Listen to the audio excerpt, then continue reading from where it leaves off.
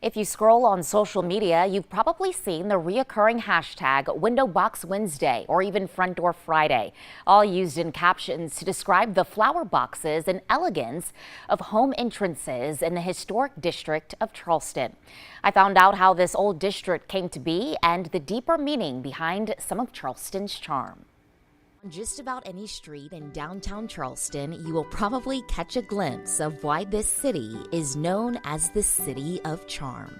It's quaint, it's colorful. I love the decor of the housing. An 18th century city that still has its 18th century buildings. Here's the row of houses that are facing the wall, and that row of houses is still here. If you go across the street, you can actually match up the buildings here from the 1800s with the buildings across the street. Evidence of how life was lived in an entirely different society still exists along the edges of these sidewalks. Mounting blocks used centuries ago to get up on horses or carriages are still here. History Easter eggs, hidden in plain sight, if you will, throughout the historic district. It's a whole different world, and it's really a living museum. Certified tour guide Ruth Miller walked me back to 1670 when the first settlers went to Charlestown Landing and then 2 years later moved and formed the Walled City. Designed by a military engineer, built on highland, the goal was protection from the Spanish and French. Here's where your cannon is. This is dry land. Here is where your wall was, and remember, 6 foot high, and then y'all are standing out there in the water. That would have all been water. Cooper River is what it was. This modern brick visually maps out the fortification's exact location. About 20 years ago, the Walled City Task Force decided to excavate to find where the original wall used to be. A piece of it, once below, now sits above the surface.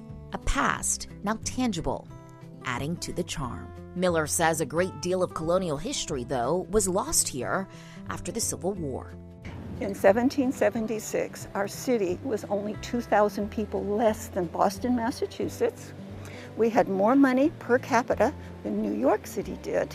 And my all-time favorite is we dumped the tea. And nobody ever learns Charleston dumped the tea. It's always Boston. Here on St. Michael's Alley in the city of Charleston, south of Broad, the charm that attracts tourists today was not saved in the 1930s for its beauty, but for its history. It's a city that was saved because people passed a law that said you can't tear down our heritage. And that's what the buildings are, the heritage, a reminder of what was here, not what is going to be here. And a reminder of what still is. The preservation law set up this historic district back in 1931 to protect these buildings and these homes. It's just a lot you can see on foot.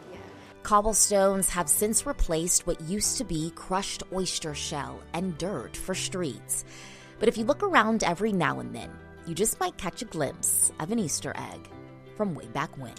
In the historic district of downtown Charleston, Samantha German, Live 5 News.